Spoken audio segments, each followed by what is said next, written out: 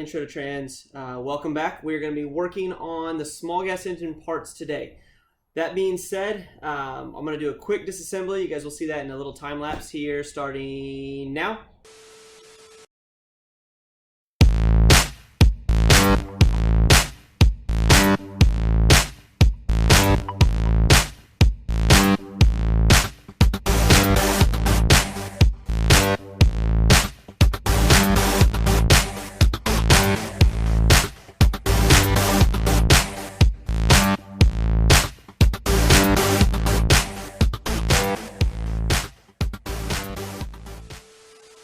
Alright, welcome back. What we're going to do now is show you some of that stuff that I just took apart. I'm going to hold up each part now. The table I have in front of me is the table you just saw. So I literally just took this all apart, came back here, and now what we're going to do is we're going to go through, and you guys will see just an overview of the name, a quick description of what it does, and that way hopefully this will kind of build on what you saw in Chapter 6, read and answered Chapter 6, and then get you prepared for what we'll do down the line. It's also important to know the basics of an engine, and all of these parts, though this is a tiller motor or an agricultural lawnmower style engine, it's the same components that you're going to find in a V8 and a go-kart engine and anything else that's an internal combustion engine. So I'll go through this quickly. We'll spend a little bit of time just kind of, like I said, going over the names, that kind of stuff, and go from there. So I'm going to start from that video. You guys kind of saw the first thing I took off was, I'm going to kind of try to go in order. I'll do my best to see if I can remember. First thing I took off was our muffler, or also called a silencer. Muffle and silence, you think those names, you think it's quieting something down. On this engine, all it does is quiet it down. There's no tuning of this. This doesn't increase power. It's not doing anything other than quieting it down so it's not so loud. That's all our muffler does. Then from there, I took off our air filter. Now we'll get into, and I'm going to go in order of this. Our air filter has a filter element inside. Basically all it does is it pulls air in through these holes and then it routes it down into the carburetor. All it's trying to do is make sure that it does not get dirt, dust, any large particulates get through there and into our engine. That kind of stuff can be very bad, like a rock chip, anything like that can get in there and really damage the engine. So once again, that is our air filter. There's your air filter element. So this whole piece would actually be called like your air filter cartridge. That goes into your carburetor. Now, I'm not going to spend a ton of time because I could spend the whole rest of the semester telling you how this thing works. Now, these aren't on vehicles today. Now, you still will find these on lawnmowers, on our go-karts that you'll work on next year. A lot of smaller, simpler machines, because this is simple, and that it has a few moving pieces that make it work. The science behind it and all the stuff inside is a little bit more difficult, but what you actually physically do and work on, it's very simple. It's all very packaged. So the air filter sits on here like this, and it draws that air in. The air comes in through here and through here, and it pulls itself up through here. This is where all your fuel sits. Your fuel sits in this fuel bowl, and then it comes up and into your intake of your engine. So what this does is it takes your air and your fuel and it mixes them, and it makes sure it has the right mixture going into your engine. That is what a carburetor does. A couple little things here. I do have a gasket. Now we'll talk more about gaskets when we go and do our disassembly and reassembly, but basically all it does is it gives you a nice tight sealed surface area for where it goes into the engine from the carburetor. Alright, from there I'm getting a little fuzzy what I took off. I'm pretty sure I took the air shroud off next. Air shroud inside of it has your coil mechanism. So that coil mechanism, what that does is it pulls and it spins up the engine. That way you can pull start the engine. So once it starts, the air fuel mixture, as it actually combusts that, you guys learned the 4 strokes from the video and from the chapter on Wednesday. What that's doing is it's actually getting the engine to start, and then it runs on its own. It runs until you run out of fuel or you shut it off. How this works, though, it's kind of cool, as you can see if I go one way and spin it, it's always going to keep spinning. It's a direct drive.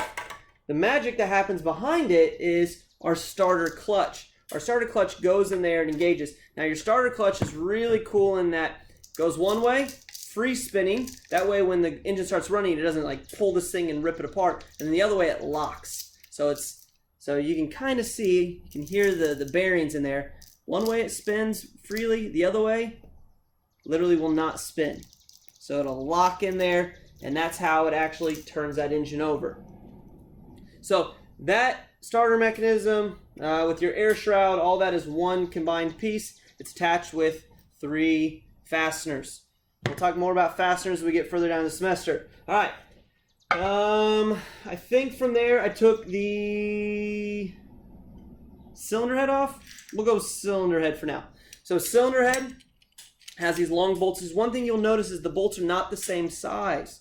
Very, very important when we go to reassembly that I put the right ones in. When I took it off, I left everything in there and I just pulled them out and I took the whole piece off. That way I kept the fasteners where they were. So with our cylinder head, what is it doing? It's literally like the lid to your engine. So engine sits there. Get this in the right direction. That sits on there. And that seals off that combustion chamber. What's going on is that piston comes up and it doesn't touch it, but it gets really close and it compresses that air fuel, make sure the spark plug up here ignites, everything happens. You also see that it has the recesses for the valves. So that's where your valves are and that's where your spark plug goes. I'm going to flip to the engine actually, and you can see up here, you can see a very similar looking kind of design. So you have your valves and you have your cylinders. The piston comes up in the cylinder and then it comes back down. So up and down as it goes back and forth. Our valves we'll talk a little bit more about when we get to those more specifically, but you guys can see on that cylinder head, what that's doing is it's just containing it and giving it an area to actually do all of that, that 4 strokes. Underneath that, very, very important, is your cylinder head gasket. Your cylinder head gasket looks different than your other gaskets in that it is made of a metal material. But you got to remember the temperatures. You have that explosion that you saw in that Smarter Everyday video. This needs to be able to withstand that. A gasket like this, even if it's a pretty thick wax-coated paper gasket, it'll eventually burn up. So your head gasket is a different makeup, and it's a much stronger gasket. People always ask, what are those little indents on there? That actually is to sandwich. That's what they use to almost like crimp down on that. So you guys can see I'm starting to split right there. This gasket's getting a little old. So yeah, it's split right there. What that does is it actually uses little ways to press that down. Make sure when we take things apart, gaskets, that you lay them flat. Don't let them get bent up, crooked, anything that can happen to that. Then you have to replace the gasket. And then, if you're doing this with a lawnmower or something that you're trying to do on the cheap, you want to make sure that you're doing a good job of keeping everything that does work still working. All right, from your cylinder head, let's see here. I think I took off the starter clutch. You guys probably saw I grabbed a couple big tools. I'll talk more about the tools in a couple videos later. But what I had to do is I had to take off the starter clutch. Starter clutch is actually tightened on to your crankshaft. And what it does is it sandwiches our flywheel.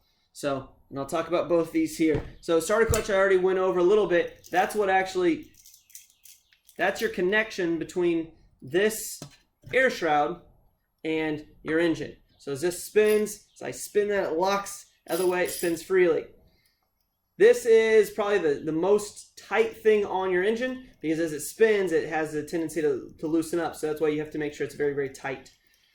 That behind there is your flywheel. Now, flywheel is pretty cool, especially in small gas engines because it provides 4 major functions for the engine. First one is you can see on here, see what looks like a different color right through here. This is a magnet. That magnet, what it does is as this spins, it almost acts like an electric motor and it generates enough energy or electricity to fire the coil. The coil sits right above this and actually then goes to the spark plug. That's how it fires it. So not only does it generate electricity, it also is the signal. So first it generates electricity, 2 it's a signal for the engine. So it tells it in timing when to actually fire that plug. You don't want to fire during exhaust, you don't want to fire during intake, you only want it to fire right at the very end of compression. That way it then pushes it down for power stroke.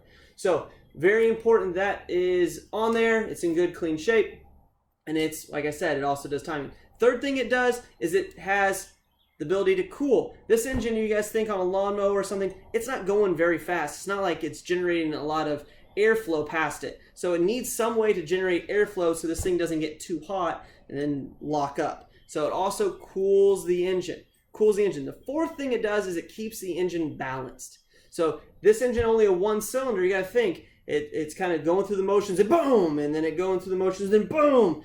And that's because the power stroke's the only time it actually generates any energy, any power. The rest of the time it's just along for the ride. So if you actually do a high speed of it, you'll see that it speeds up on the power stroke, and the other 3 strokes it actually is slowing back down. That end of the compression stroke, right when it's getting to the very top, that's actually the slowest the piston will ever travel because it's having all that resistance built up into it. And then right when the plug fires, it speeds back up. So to keep this thing from rattling, blowing itself apart, they put a flywheel on there to help balance the engine. All right, from there, I think I took off our side cover. Side cover, really all it is doing is it's keeping the oil inside the engine. So that just goes on there. It's got some locating pins on the actual crankcase. And then on the side cover, there is a gasket. Once again, we'll keep that gasket in nice shape. On the back side, people ask sometimes, what are these holes in there for? Well, this hole is where the crankshaft comes through. And this right here is basically like a bearing or a sleeve for the camshaft. So that's where the camshaft will sit in there, and that way it's being supported on both sides. Once you open that up, first thing you're going to see is the crankshaft. Crankshaft, big thing is it has some stuff that bolts onto the ends. So on one side they call the PTO or the power takeoff side. This is where you add anything that has power to it. So if you want to put a clutch on there, and then that clutch then connects to a go-kart, or you have a big kind of blade or something if you're tearing up like a tiller, or maybe this connects to something else like a pump or a water pump or air compressor. On the other side, we already talked a little bit about this side. This side is what goes on to your starter clutch and some of the other things. On here, this is a machined product. These are very specific diameters, so these are called your journals. And then you have your gear on here. This gear meshes with your camshaft. This thing is also a balancer as well. As you guys can see, it has what are called counterweights. These counterweights, as it spins, it keeps the engine from really kind of beating itself up. Biggest thing though a crankshaft does is a crankshaft turns rotational energy. Well, actually it takes up and down, reciprocating, so the linear motion, and turns it rotationally. Because we don't want, the piston goes up and down, up and down, up and down. Well, we need to be able to make that thing actually start to rotate. So that's what your crankshaft does. It does a number of other things, and you get into more complex engines, it adds some complexity to it. But really, that's the basics of your crankshaft. In there along with it is your camshaft. Camshaft, like I said, meshes in there with the teeth. I'm just kind of having it on that side. It actually goes like that in there. And with that, your camshaft has lobes on here. The lobes on this are what pushes the valves up and down. Now it's done through a lifter. So the lifter rides up there and it pushes it and then goes back down just like that. With those lobes, you can see they don't happen at the same time. So those lobes are actually in different locations because we don't want to open our intake and exhaust at the same time. So as that turns, it opens one, closes it back down. Pretty cool, very simple function of that. You will see that the size of these are important. So your cam is twice as big as your crank because this goes up and down. So for every time this rotates twice, this only rotates once. That's important to know because in a 4-stroke cycle, the piston goes up, down, up, down. The valve's only open once per valve. So a little something there. All right, once we have that done, I push the piston up through the engine. Now your piston has a connecting rod. Your connecting rod is a 2-piece cap. Get that in the right direction. Very important when you put this on that you have it in the right direction. That cap goes around the crankshaft, and that will go up and down, and rotate. Your cap also has this little piece right here, which is called your oil slinger. So if you're looking at that, that is your oil slinger. And what that does is it literally sits inside the crankcase. Now the crankcase is pretty full of oil, and it literally splashes that up. Just like that, splashes out oil. And that's what lubricates the engine. It's called a splash style lubrication system. Your connecting rod goes up and then it has what's called a wrist pin. And the wrist pin, just think of it like your wrist in your arm. The wrist pin allows this to go back and forth. We couldn't have this fixed because this rotates. So this is it's going up and down. This rotates around. On here we also have our piston rings. Your piston rings, they seal the top of the combustion chamber. We don't want the the air-fuel mixture going past these, and we don't want the oil from underneath going up. Then we would be burning that oil, which is bad.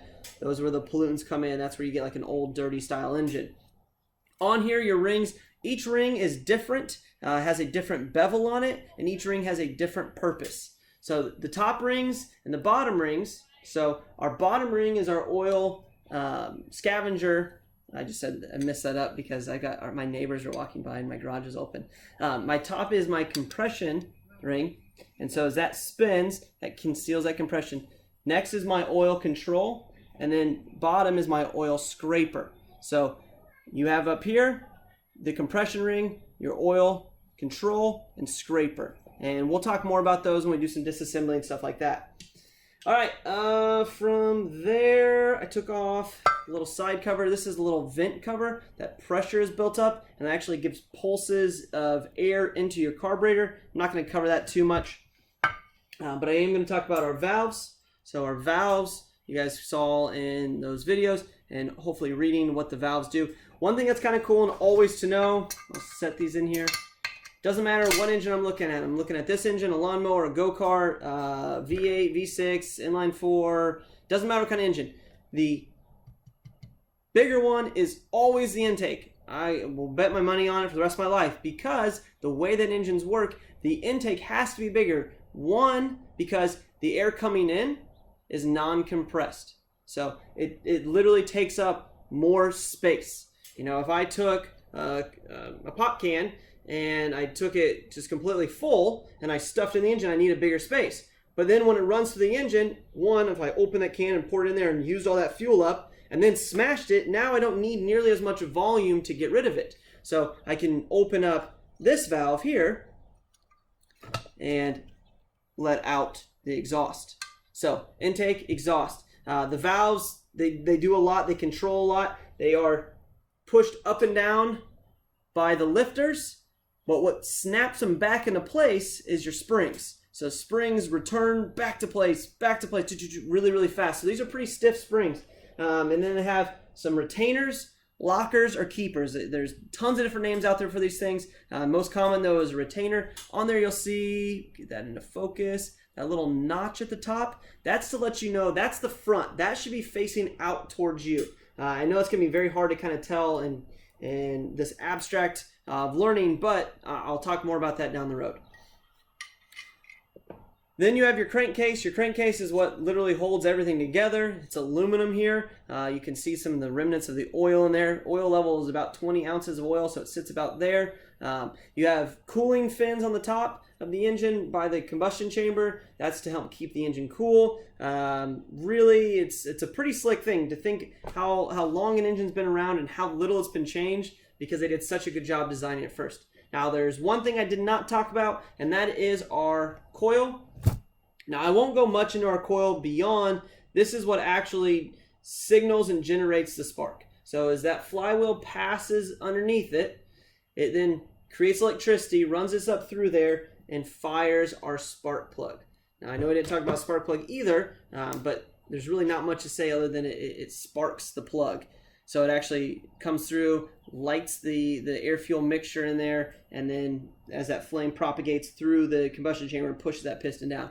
That's your complete ignition system. It's really a very simple, basic system. Well, that is it for this video. We'll talk more about it. Hopefully this is really just kind of, you read some stuff, you saw some stuff, you're like, oh, okay, now I know what all these pieces are, this makes more sense, and we'll go from there. We will have some other cool things coming up for you guys, some layouts of all these pieces where you guys can start trying to put some names to things. You will find that some things have multiple names. So the names I gave, just about everything is the most common name. Now, doesn't mean that was the most common name 30, 40 years ago. So some names have kind of morphed and changed, and a coil used to be called magneto. Then they sometimes called it just an ignition. There's a lot of different names that come with that stuff. So it'll be a little bit of a challenge for you to hopefully find all those right names. But that's all I've got for today. Hopefully you guys learned a little something, and I'll see you next time.